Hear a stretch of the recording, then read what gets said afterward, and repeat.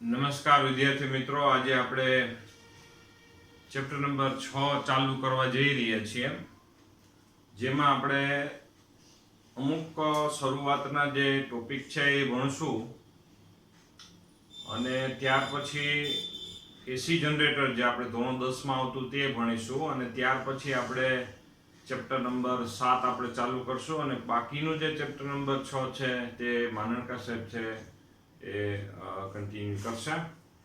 તો તેમાં આપણે પહેલી વાત છે, આપણે તમને ખબર હોય તો વિદ્યુત ફ્લક્સ નામની રાશિ હતી. તો તેમાં વિદ્યુત ફ્લક્સ એટલે શું હતું કે કોઈ પૃષ્ઠમાંથી પૃષ્ઠને લંબરૂપે પસાર થતી વિદ્યુત ક્ષેત્ર રેખાઓની સંખ્યા. તો એવી જ રીતે આપણે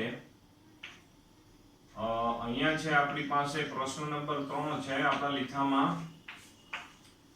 પ્રશ્ન નંબર 3 છે ચુંબકીય ફ્લક્સ વિશે સમજાવવાની વાત છે.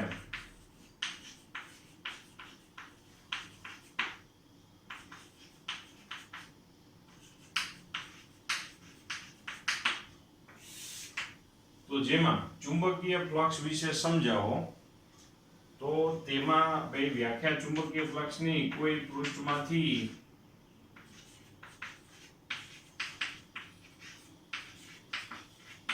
પૃષ્ઠને લંબ રૂપે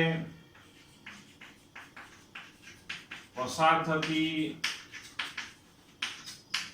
ચુંબકીય ક્ષેત્ર રેખાની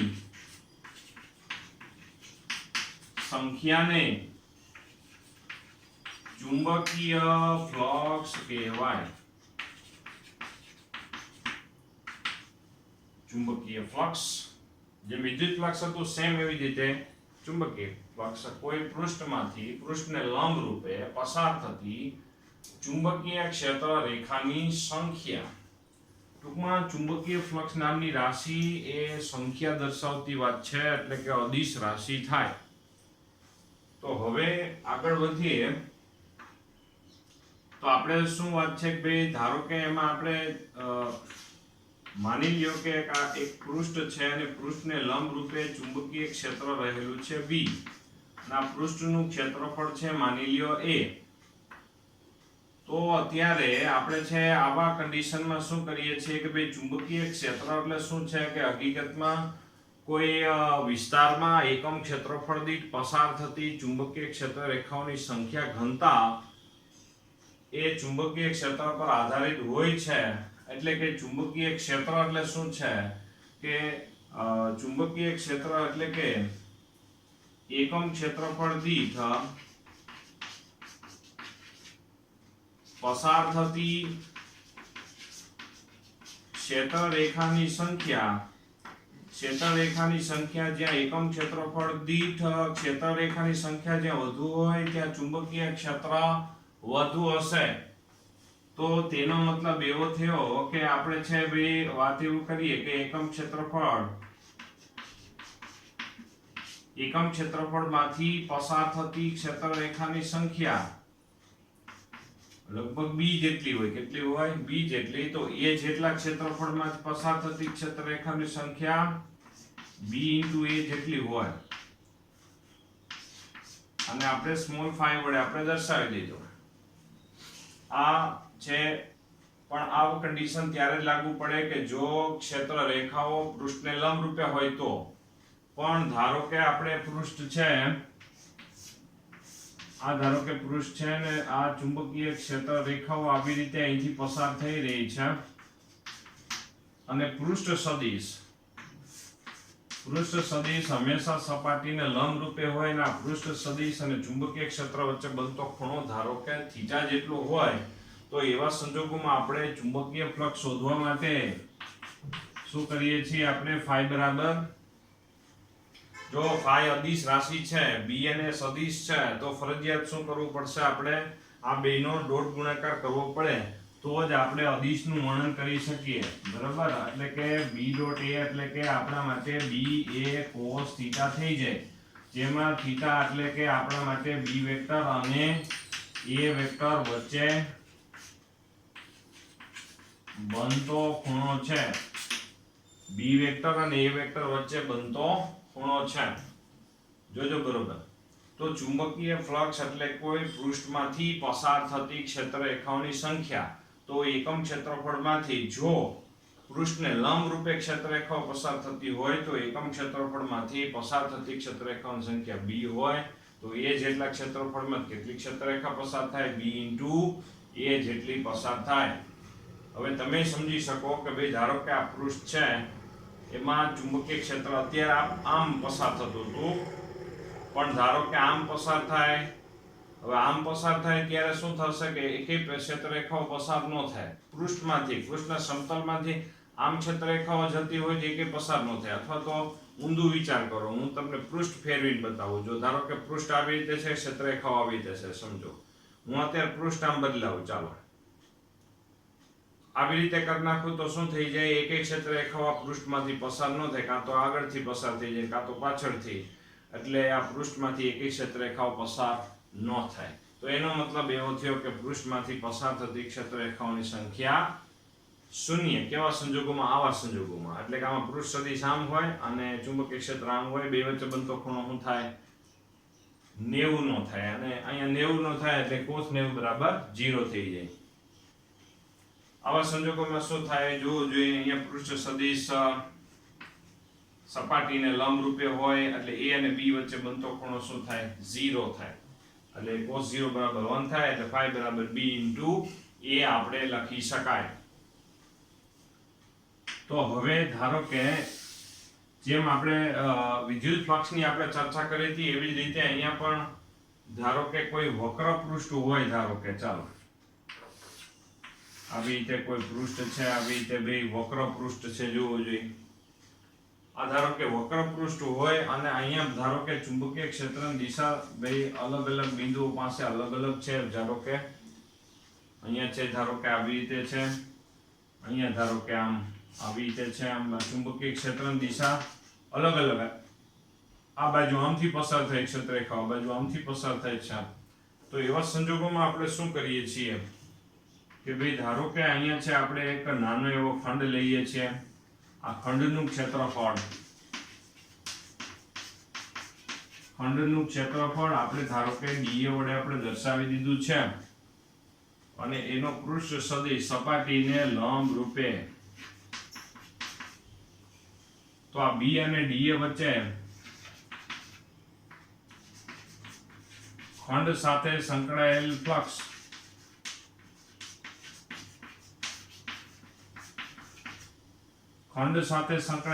ને સ્મોલ phi વડે દર્શાવવામાં આવે. આ ખંડ છે, ધારો કે I માં નંબરનો છે. કેટલામાં નંબરનો છે? I માં નંબરનો ખંડ છે. તો એ ખંડ સાથે સંકળાયેલું ફ્લક્સ, તો એ ખંડમાં પસાર થતી ધારો કે ચુંબકીય ક્ષેત્રનું મૂલ્ય ધારો કે bi જેટલું છે અને એ ખંડનો પૃષ્ઠખંડ સદિશ, આ પૃષ્ઠખંડ સદિશ કહેવામાં આવશે. કારણ કે હવે ક્ષેત્રફળ સદિશ d વડે આપણે દર્શાવ્યું છે. તો અહીંયા છે આપણા માટે b vector I dot di vector થશે. ખંડ સાથે સંકળાયેલું flux phi = bi dot da, એટલે એક ખંડ સાથે સંકળાયેલું ફ્લક્સ થશે. અને આવા દરેક ખંડ સાથે સંકળાયેલા ફ્લક્સનો આપણે શું કરી નાખીએ? સરવાળો કરી નાખીએ. હવે જે સરવાળો કરીએ, સરવાળો આપણે છે સમેશન વડે દર્શાવ્યો, સિગ્મા વડે. દરેક ખંડ સાથે સંકળાયેલા આપણે ફ્લક્સનો સરવાળો કરીએ છીએ. સરવાળો એટલે કે સિગ્મા, બરાબર. અને કેપિટલ phi એટલે આપણા માટે ભાઈ કુલ ફ્લક્સ થશે, બરાબર. કેપિટલ phi એટલે આપણા માટે શું થશે? કુલ ફ્લક્સ આપણે થશે. આ સ્મોલ phi એટલે કે એક ખંડ સાથે સંકળાયેલું ફ્લક્સ આપણે વિચાર કરશું ને. એક ખંડ એટલે દરેક ખંડ સાથે સંકળાયેલા ફ્લક્સનો આપણે શું કરી નાખીએ? સરવાળો. એટલે આપણે મળી જાય કુલ ફ્લક્સ મળી જાય. આવી રીતે આપણે વિચાર કરી શકીએ. તો capital phi = summation phi I વડે આપણે દર્શાવી શકીએ છીએ. તો કેપિટલ phi એટલે કુલ ફ્લક્સ દર્શાવવા માટે હંમેશા આપણે કેપિટલ phi વડે આપણે વિચાર કરીશું. અને કોઈ એક પૃષ્ઠ અથવા એક સપાટી અથવા તો એક રિંગ સાથે સંકળાયેલું ફ્લક્સ લેવું હોય તો સ્મોલ phi વડે દર્શાવશું, બરાબર. આવી રીતે કેપિટલ phi એટલે કુલ દર્શાવવા માટે આપણે ફ્લક્સ માટે કેપિટલ phi વડે પણ દર્શાવીએ છીએ. ફ્લક્સની આપણે એકમ છે વેબર આવશે એકમ. ફ્લક્સનો એકમ વેબર આવશે અને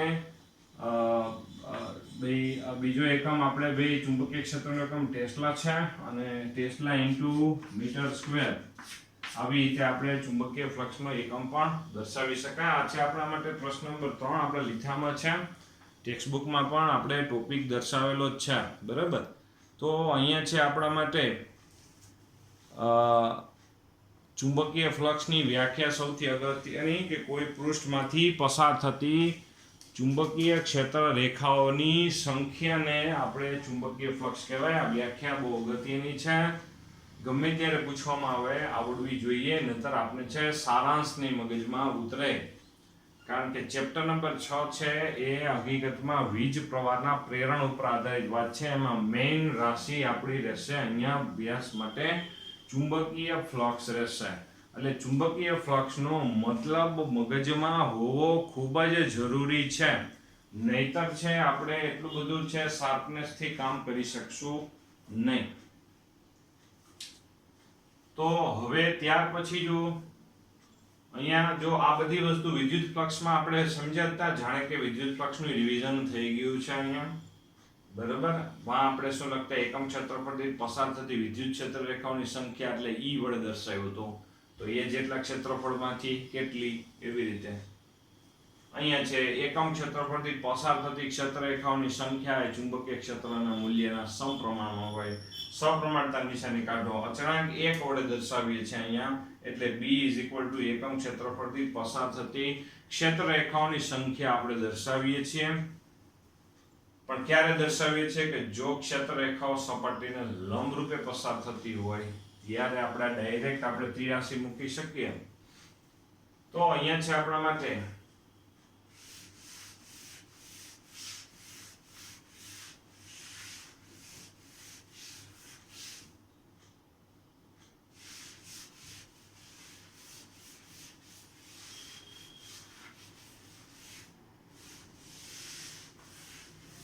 પ્રશ્ન નંબર 3 પછી આપણે અભ્યાસ કરવાના છીએ પ્રશ્ન નંબર 1 અને 2.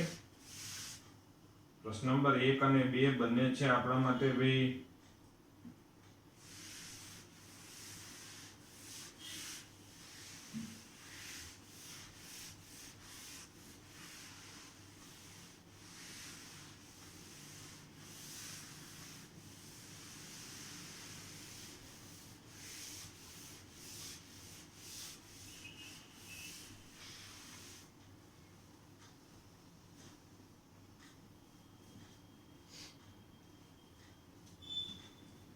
તો હવે આપણે પાસે ફેરડે સૌપ્રથમ પહેલા આપણે વિચાર કરીએ કે ફેરડે સૌપ્રથમ એવો વિચાર કર્યો કે સામાન્ય રીતે કોઈ વાહક તાર છે, ગુંચળું છે, એમાં વીજ પ્રવાહ પસાર થાય છે ત્યારે ચુંબકીય ક્ષેત્ર ઉદ્ભવે છે. તો ફેરડે ઊંધો વિચાર કર્યો કે કોઈ ગુંચળું છે તો એમાં આપણે ચુંબકીય ક્ષેત્ર જો લાગુ પાડી દઈએ તો તેમાં શું વીજ પ્રવાહ પ્રેરિત થતો હશે. એવું જાણવા માટે તેને છે એક પ્રયોગ કરવાનો ચાલુ કરેલો. જે પ્રયોગ છે આપણે અલગ અલગ પ્રયોગ છે. તો તેમાં ધારો કે છે પ્રશ્ન નંબર 1 માં ફેરડે અને અન્ય વૈજ્ઞાનિકોના જે પ્રયોગો છે જેમાં સૌપ્રથમ ફેરડે જે અલગ અલગ પ્રયોગો કરેલા છે અને બીજા વૈજ્ઞાનિકોના પ્રયોગો, એ પ્રયોગો ઉપરથી આપણે દર્શાવવાનું એ છે કે વિચાર શું હતો. ફેરડેનો ફરીથી કહી દઈએ કે ઉલટો વિચાર હતો. ઉલટો એટલે કે ઓસ્ટેડે એવું અવલોકન કર્યું આપણે કે તારમાં પ્રવાહ પસાર થાય તો આજુબાજુ ચુંબકીય ક્ષેત્ર ઉદ્ભવે છે. તો ફેરડે ટોટલી છે ઊંધી વિચાર કરી લીધો કે જો ચુંબકીય ક્ષેત્ર લાગુ પાડી દે તો શું પ્રવાહ ઉદ્ભવે. એ પ્રવાહ જે ઉદ્ભવે એનું નામે આપણે રાખીશું પ્રેરિત પ્રવાહ અને આ ઘટનાને આપણે વિદ્યુત ચુંબકીય પ્રેરણ કહેશું. શું કહેશું? વિદ્યુત ચુંબકીય પ્રેરણ, જે આપણા ચેપ્ટરનું નામ છે. તો હવે પ્રશ્ન નંબર 1 માં પ્રયોગો છે અલગ અલગ. તો તેમાં છે આપણી પાસે જો પહેલો પ્રયોગ છે કે ધારો કે એક ગુંચળું આપણે છે આ ગુંચળું છે એમાં ચુંબકીય ક્ષેત્ર લાગુ પાડવાના છીએ. તો ચુંબકીય ક્ષેત્ર લાગુ પાડવાના છીએ તો તેમાં આ ચુંબક છે એ અહીંયા છે આપણે બે આ નોર્થ અને સાઉથ. તો ચુંબકની ચુંબકીય ક્ષેત્ર રેખાઓ છે અને ચુંબકીય ક્ષેત્ર રેખાઓ છે આવી રીતે આમ હોય અને ચુંબકીય ક્ષેત્ર રેખાઓમાંથી અમુક ક્ષેત્ર રેખાઓ ગુચડામાંથી પસાર થાય તો ગુચડામાંથી ચુંબકીય ક્ષેત્ર રેખાઓ પસાર થાય એટલે ચુંબકીય ફ્લક્સ સંકળાઈ જશે. તો હવે અવલોકન એ કરવાનું બાકી રહ્યું કે ભાઈ શું આ ગેલોનોમીટરમાં અહીંયા છે ગેલોનોમીટર જોડી દેવામાં આવશે. જોજો બરોબર આ છે ગેલોનોમીટર. તો આ ગેલોનોમીટર શું કામે છે જે સંવેદનશીલ છે એકદમ અને તમને છે કહી દે કે ગેલોનોમીટર એક્ઝેક્ટ આપને કેવું દેખાતું હશે કે ભાઈ ધારો કે હું તમને કહી દઉં જો ધારો કે આવી રીતે એક હોય આમ જ્યારે પણ આપણે પ્રેક્ટિકલ ચાલુ થશે ત્યારે આપણે છે આ તમને જોવા મળશે. જોવું જોઈએ તો આવી રીતનું એક હોય આ છે મેં મોટું દોર્યું છે બાકી નાનું આવડું જ હોય છે અને એમાં વચ્ચે એક સ્કેલ હોય છે આમાં આવી રીતે મીટરમાં 0 અને આવી રીતે અંકન કરેલું હોય છે આવી રીતે જો. હવે જો આ બે છેડાને આપણે આમ જોઈન્ટ કરી દેવાના હોય ધારો કે અને જો એક દિશામાં પ્રવાહ પસાર થાય તો એક બાજુ આવર્તન થાય અને વિરુદ્ધ દિશામાં પ્રવાહ પસાર થાય તો વિરુદ્ધ દિશામાં આવર્તન તમને જોવા મળે છે. આવર્તન ઉપરથી આપણે પ્રવાહની દિશા વિચાર કરી શકાય કે પહેલા કરતા પ્રવાહ વિરુદ્ધ દિશામાં પસાર થયેલો છે. તો હવે ફેરેડે એવો વિચાર કરેલો છે અન્ય વૈજ્ઞાનિકોએ વિચાર કરેલો છે કે ભાઈ ધારો કે ગુચડામાં ચુંબકીય ફ્લક્સ એટલે ચુંબકીય ક્ષેત્ર રેખાઓ પસાર કરવામાં આવે તો અહીંયા ગેલોનોમીટરમાં આવર્તન જોવા મળવું જોઈએ. તો થયું શું પ્રયોગમાં કે ભાઈ ચુંબક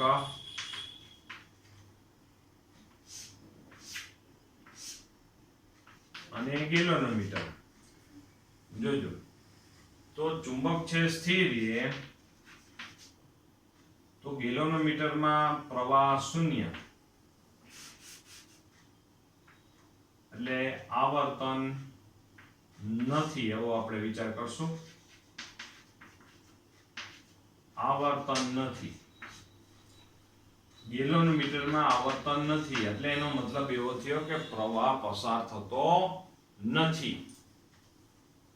તો જે ફેરેડે અને અન્ય વૈજ્ઞાનિકોએ શરૂઆતમાં જે વિચાર કર્યો કે ભાઈ કોઈ બંધ ગાળામાં કે એવી રીતે ગુચડામાં જો ચુંબકીય ક્ષેત્ર લાગુ પાડી દેવામાં આવે તો તેમાં પ્રવાહ ઉત્પન્ન થાય પણ એવું થયું નહીં. તો પછી આ લોકોએ શું વિચાર કર્યો કે પહેલે કે ભાઈ પ્રયોગમાં અવનવી વાતો જ કરી કે ભાઈ આ ચુંબકને નજીક લઈ આવવામાં આવે છે. ચુંબકને જ્યારે નજીક લઈ આવે છે ત્યારે એક બાજુ આવર્તન થાય છે. એક બાજુ આવર્તન જોવા મળે છે. એક બાજુ આવર્તન થાય છે અને ચુંબકને જો દૂર લઈ જવામાં આવે તો બીજી બાજુ આવર્તન જોવા મળે છે.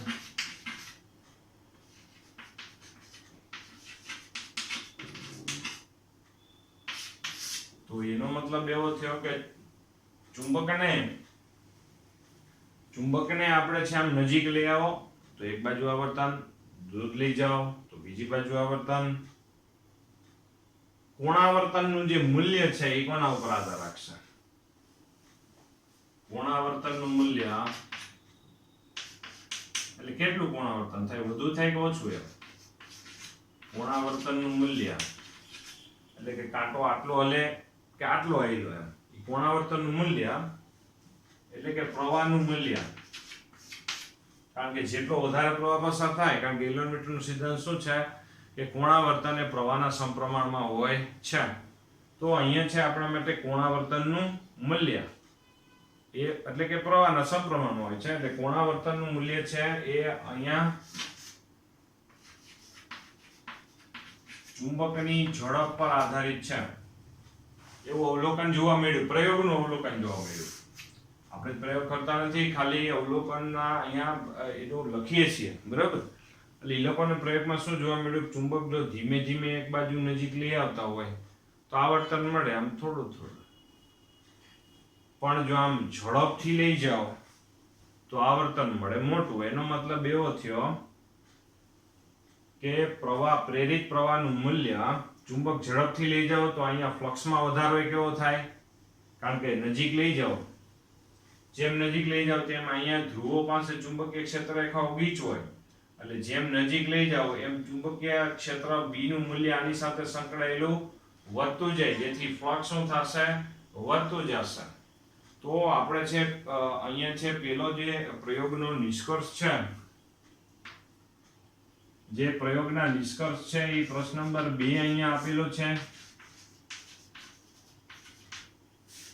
પ્રશ્ન નંબર 2 નિષ્કર્ષ તરીકે અહીંયા છે જે વિચાર કરેલા છે, જેમાં પેલો અર્થઘટન આપણે કે ચુંબક અને ગૂંચળાની સાપેક્ષ ગતિને કારણે ગૂંચળામાં પ્રેરિત પ્રવાહ મળે છે.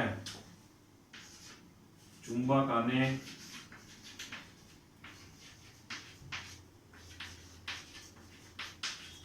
ગૂંચળાની સાપેક્ષ ગતિને કારણે પ્રેરિત પ્રવાહ મળે છે. ચુંબક અને ગૂંચળાની સાપેક્ષ ગતિને કારણે. સાપેક્ષ ગતિ એટલે કે ખાલી ચુંબકને નજીક કે દૂર લઈ આવવાની જરૂર નથી. આ ગૂંચળાને છે ચુંબકની નજીક અને આમ દૂર લઈ આવો તો પણ એ લોકોને આવી જ રીતે પરિણામ જોવા મળ્યા. એટલે ચુંબક અને ગૂંચળાની સાપેક્ષ ગતિને કારણે પ્રેરિત પ્રવાહ, અને જેના કારણે પ્રેરિત પ્રવાહ ઉદ્ભવે તેને આપણે પ્રેરિત EMF કહેવામાં આવે છે.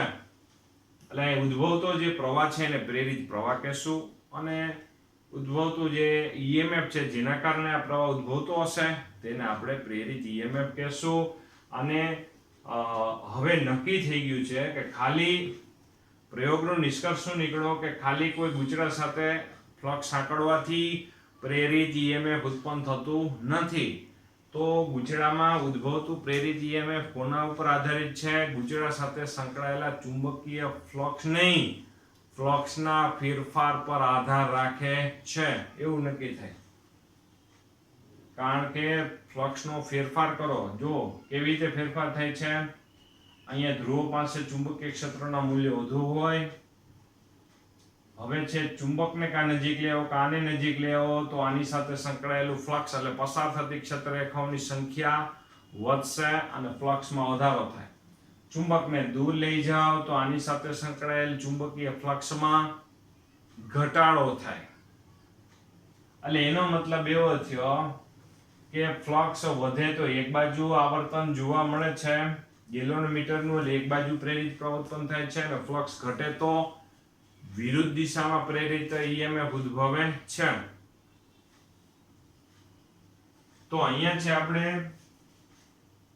આ બંનેને જો સ્થિર રાખવામાં આવે તો આમાં ફ્લક્સમાં વધારો કે ઘટાડો ન થાય, પ્રેરિત EMF ન મળે, એટલે કે વિદ્યુત ઉર્જા ન મળે. પ્રેરિત EMF એટલે વિદ્યુત ઉર્જા. હવે ધારો કે આપણે બેયને એક જ દિશામાં ગતિ કરાવવા, ચુંબક અને ગૂંચળા બંનેને એક જ દિશામાં ગતિ કરાવવામાં આવે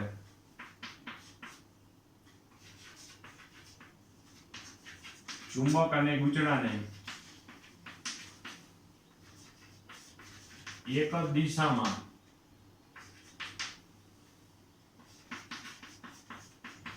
ગતિ કરાવતા પ્રેરિત પ્રવાહ કે પ્રેરિત EMF ન મળે. ચુંબક અને ગૂંચળાને એક જ દિશામાં ગતિ કરાવતા પ્રેરિત પ્રવાહ એટલે કે પ્રેરિત EMF આપણને ન મળે.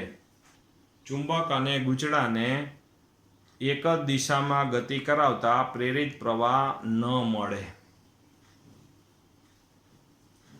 શું કામ ન મળે કે ભાઈ અહીંયા છે હકીકતમાં ગૂંચળાની સાપેક્ષે એક જ આ ચુંબક ગૂંચળાની સાપેક્ષે ચુંબક નજીક કે દૂર આવતું નથી, એટલે ફ્લક્સમાં વધારો ઘટાડો નહીં થાય.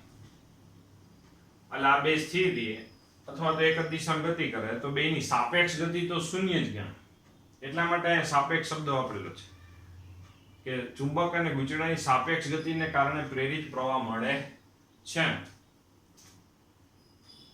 બીજું પ્રેરિત EMF નું મૂલ્ય એટલે પ્રેરિત પ્રવાહનું મૂલ્ય ચુંબકની ઝડપ પર એટલે કે ફ્લક્સના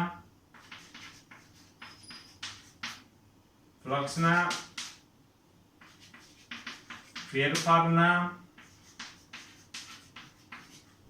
સમય દર પર આધાર રાખે છે. એટલે અહીંયા આમ લખવું હોય તો એ લખી શકાય કે પ્રેરિત EMF નું મૂલ્ય એ કોના ઉપર આધાર રાખે છે? ફ્લક્સના ફેરફારના સમય દર પર. શું કામ આપણે વાત એમ થઈ કે ચુંબકને ઝડપથી નજીક લઈ આવો એટલે એકમ સમયમાં અહીંયા શું થશે? ગુચેડામાં ફ્લક્સનો ફેરફારનો સમય દર વધી જશે. એકમ સમયમાં ગુચેડાના ફ્લક્સનો ફેરફાર વધી જશે અને પ્રેરિત EMF વધી જશે અને જેથી પ્રેરિત પ્રવાહ વધુ પ્રાપ્ત થશે. ફરીથી આ લોકોનું અવલોકન એકદમ સામાન્ય અવલોકન છે. શું અવલોકન જોઈએ? ચુંબકને ગુચેડાની સામે સ્થિર રાખો તો શું થયું? કોઈ પ્રવાહ ન મળ્યો. જે આપણે આ વર્ણન છે ટેબલ દ્વારા વિચાર કરીએ છીએ. તમે આવી રીતે એક ટેબલ બનાવી નાખો નોંધ સ્વરૂપે લીથામાં, પેલા પેજ ઉપર જ હશે આ પ્રશ્ન, અને ત્યાં નોંધ બનાવી નાખો. તમારું વર્ણન કરવામાં ખાલી એક આકૃતિ યાદ રાખવાની, પછી આ ટેબલમાંથી જોઈને બધું વર્ણન કરી નાખો. કોઈ ટેન્શન નથી. આખું પેજ કંઈ પાકું કરવાની જરૂર ન પડે ને તમારું વર્ણન એક્ઝેક્ટ થઈ જાય. તો બીજું, ચુંબકને છે નજીક લઈ આવતા પ્રેરિત EMF મેળવ્યું પણ એક દિશામાં, દૂર લઈ જાઓ તો પ્રેરિત EMF મેળવ્યું પણ પેલા કરતા વિરુદ્ધ દિશામાં.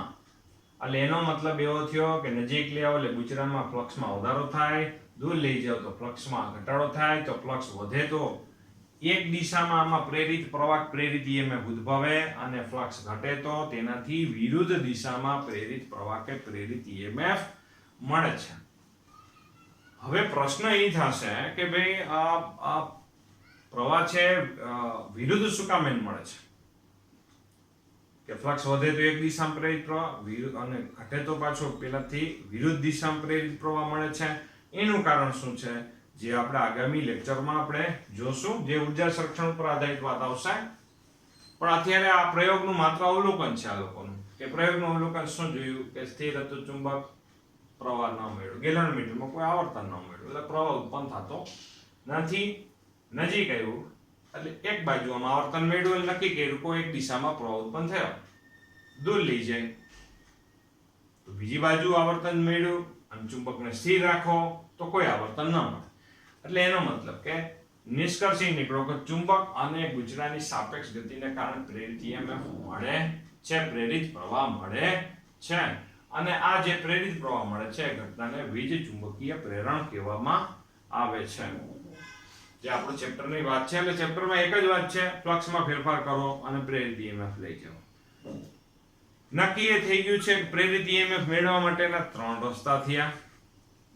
એક તો રાસાયણિક ઉર્જાના ભોગે વિદ્યુત ઉર્જા જેમાં EMF મળે છે, જેમ કે આપણા સેલ કે બેટરી.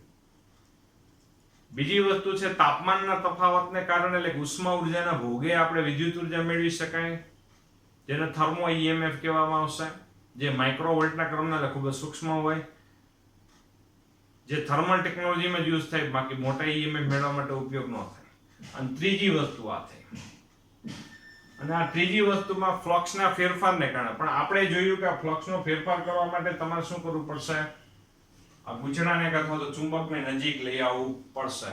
એટલે એનો મતલબ એવો છે કે તમારે આને હલાવવા માટે શું કરવું પડશે? યાંત્રિક કાર્ય કરવું પડશે. તો એનો મતલબ એવો થયો કે યાંત્રિક ઉર્જાના ભોગે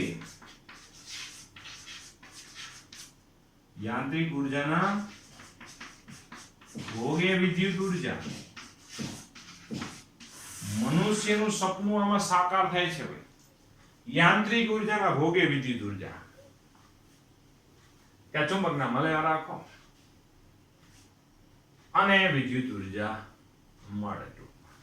યાંત્રિક ઉર્જા તમારે કઈ કામ કરવું પડશે. યાંત્રિક ઉર્જાના ભોગે વિદ્યુત ઉર્જા મળે છે, અને જે આપણા માટે સૌથી અગત્યની અને સહેલો અને સસ્તી ઉર્જાનો આપણો આ સ્ત્રોત છે. કેવી રીતે? જે હમણાં આપણે વિચાર કરશું.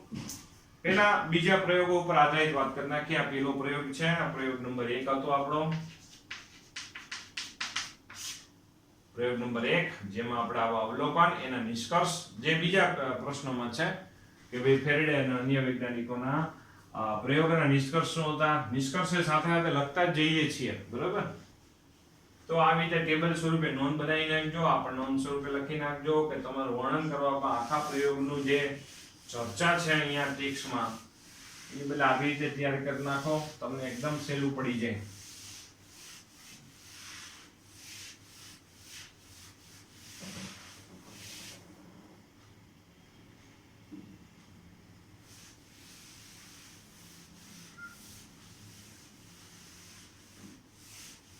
તો ત્યાર પછી આપણા માટે પ્રશ્ન નંબર 1 માં છે પ્રયોગ નંબર 2 છે.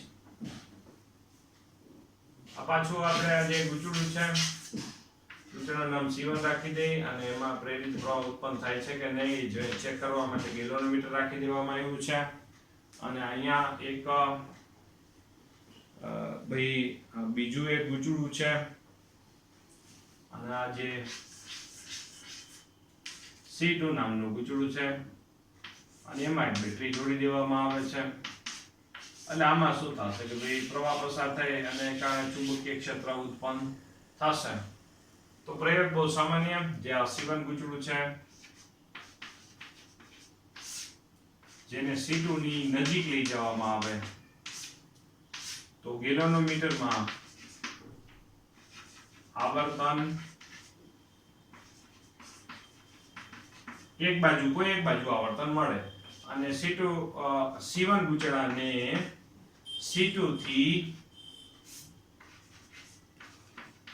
દૂર લઈ જવામાં આવે તો આવર્તન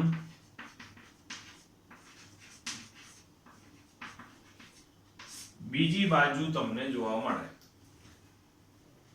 C1 ગુચડાને C2 ગુચડાની નજીક લઈ જાઓ તો એક બાજુ આવર્તન, નજીક લઈ જાઓ એટલે શું થાય, ચુંબકીય ક્ષેત્ર આના ધ્રુવો પાસે ચુંબકીય ક્ષેત્રનું મૂલ્ય વધુ હોય તો જેમ નજીક લઈ આવશો તેમ આ ગુચડા સાથે સંકળાયેલું ફ્લક્સ વધશે તો ફ્લક્સમાં વધારાને કારણે પ્રેરિત EMF પણ કોઈ એક બાજુ, આને દૂર લઈ જાઓ તો આની સાથે સંકળાયેલું ફ્લક્સ એટલે પસાર થતી ક્ષેત્રરેખાઓની સંખ્યા ઘટશે અને આવર્તન બીજી બાજુ. નિષ્કર્ષ એનો થયો ફ્લક્સ વધે તો એક બાજુ પ્રેરિત EMF, ફ્લક્સ ઘટે તો બીજી બાજુ પ્રેરિત EMF અથવા તો પ્રેરિત પ્રવાહમાં ઉત્પન્ન થતો હોવો જોઈએ. ફ્લક્સ એટલે ફરીથી પસાર થતી ચુંબકીય ક્ષેત્રરેખાઓની સંખ્યા, કારણ કે ફ્લક્સનો જો મતલબ તમારા મગજમાંથી નીકળી જશે તો ચેપ્ટરના સમગ્ર ચેપ્ટરમાં એક જ વાત છે, ફ્લક્સ વાર્તા એવ જ રાખશે.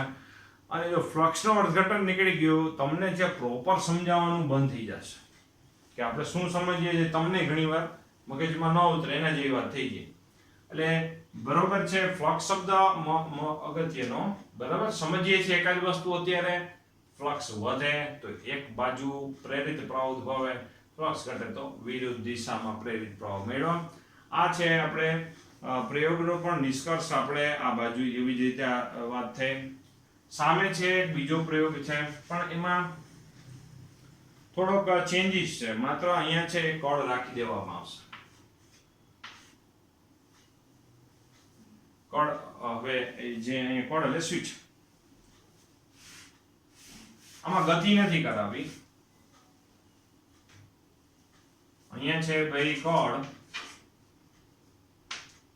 કળ ચાલુ કરો, કળ જે ચાલુ કરો એટલે આમાં કળ સ્વિચ ચાલુ કરો એટલે આમાં પ્રવાહ પસાર થાય, ચુંબકીય ક્ષેત્ર ઉદ્ભવે અને ચુંબકીય ક્ષેત્રમાંથી અમુક ક્ષેત્રરેખાઓમાંથી પસાર થાય અને આની સાથે ફ્લક્સ સંકળાય અને આવર્તન એક બાજુ મળે. કારણ કે આની જ્યારે કળ ચાલુ નહોતી કરી ત્યારે આમાં પ્રવાહ પસાર નહોતો થતો, આનું ચુંબકીય ક્ષેત્ર ઉત્પન્ન નહોતું થતું, તો આમાંથી પણ એક ક્ષેત્રરેખાઓ પસાર થતી નહોતી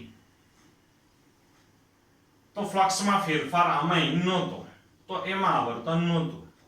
પણ જ્યારે ચાલુ કરવામાં આવે ત્યારે આમાં પ્રવાહ પસાર થયો, ચુંબકીય ક્ષેત્ર વધ્યું અને ફ્લક્સમાં આનું ફ્લક્સ 0 થી કંઈક વધી ગયું એટલે કે ફ્લક્સમાં વધારો થયો એટલે એક બાજુ આવર્તન. અને જ્યારે કળ બંધ કરવામાં આવે ત્યારે ચાલુ હતું ત્યારે ફ્લક્સ સંકળાયેલું હતું, પણ જેવું બંધ કરો, સ્વિચ આપણે બંધ કરી દો, પ્રવાહ બંધ થયો, ચુંબકીય ક્ષેત્ર બંધ થયો અને ફ્લક્સ કંઈક સંકળાયેલું હતું એમાંથી ઘટ્યું એટલે બીજી બાજુ આવર્તન. પણ આ ઘટનામાં ક્ષણિક જ આપને મળે. એટલે માની લો કે તમે 5 વાગે સ્વિચ ચાલુ કરી ત્યારે અહીંયા ફ્લક્સમાં વધારો થયો અને 6 વાગે સ્વિચ બંધ કરી ત્યારે 6 વાગે અહીંયા ફ્લક્સમાં ઘટાડો થયો. તો 5 વાગે ક્ષણ પૂરતું ખાલી ગેલોમીટરમાં જ્યારે આમ સ્વિચ ચાલુ કરો એટલે ક્ષણ પૂરતું આમ આવર્તન થાય, સ્વિચ બંધ કરો એટલે ક્ષણ પૂરતું આમ આવર્તન થાય, બસ પૂરું. વચ્ચેના માની લો કે 1 કલાક સમય દરમિયાન આમાં કોઈ આવર્તન ન થાય, એટલે કે આમાં કોઈ પ્રેરિત EMF ઉત્પન્ન ન થાય. શું કામે? સ્વિચ ચાલુ થાય છે ત્યારે જ અને સ્વિચ બંધ થાય છે ત્યારે જ અહીંયા ફ્લક્સમાં ફેરફાર થાય છે. બધા પ્રયોગોનું નિષ્કર્ષ ત્રીજો હોય કે બીજો હોય કે પહેલો હોય, બધા પ્રયોગનો નિષ્કર્ષ એક જ છે કે ફ્લક્સમાં ફેરફાર કરો અને પ્રેરિત પ્રવાહ મેળવો. ફ્લક્સમાં ફેરફાર કરો અને પ્રેરિત પ્રવાહ મેળવો. તો અહીંયા છે બીજી વાત એ છે કે આપણે જો નિષ્કર્ષ એ છે કે ચુંબક અને ગૂંચળાની સાપેક્ષ ગતિ છે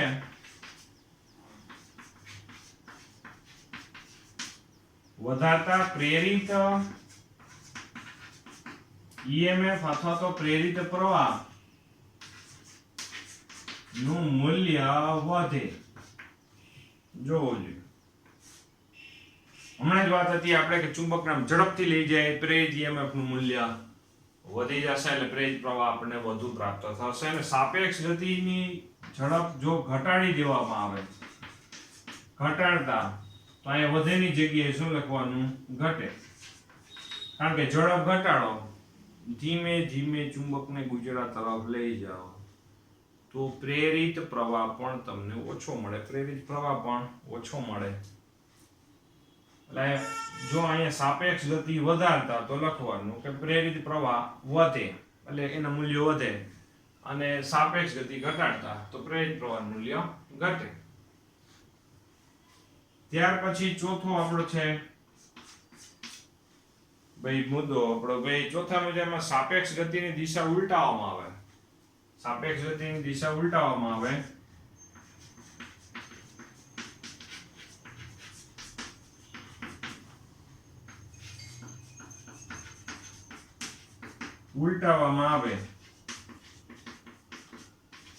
તો પ્રેરિત પ્રવાહની દિશા બદલે.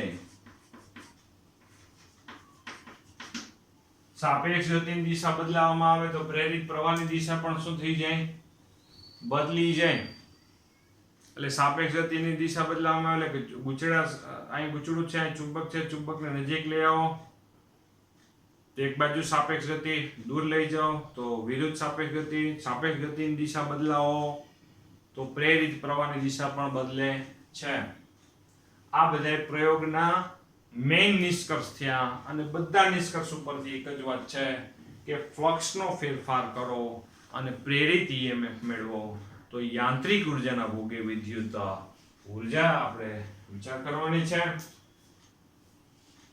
તો અહીંયા છે યાંત્રિક ઉર્જાના ભોગે વિદ્યુત ઉર્જા, એના ઉપર આપણે આધારિત આપણે ચર્ચા કરશું. હમણાં છે આપણે આવતા લેક્ચરમાં જ આપણે યાંત્રિક ઉર્જાના ભોગે વિદ્યુત ઉર્જા કેવી રીતે મળશે એના ઉપર આધારિત થોડોક આપણે વિચાર કરી નાખીશું. બરાબર. અહીંયા ફ્લક્સ બરાબર phi બરાબર EB cos θ છે. આ થઈ ગયો અલગ અલગ જે પ્રયોગ, અને અલગ અલગ પ્રયોગના આપણે એક એક ટેબલ બનાવ્યું તમને ખ્યાલ હોય તો. પ્રશ્ન નંબર 1 માં ત્રણેય પ્રયોગ છે. એ પ્રયોગના મેઇન નિષ્કર્ષ જ આપણે બરોબર ફોલો કરવાના છે. પ્રશ્ન નંબર 2 એ અગત્યનો કહેવાય, એનું કારણ એ છે કે આમાં આપણે બધા પ્રયોગના નિષ્કર્ષ લખીએ છીએ. પ્રશ્ન નંબર 2 છે અને પ્રશ્ન નંબર 3 એટલે ચુંબકીય ફ્લક્સ જે આપણે પેલા ભણ્યા. બરાબર.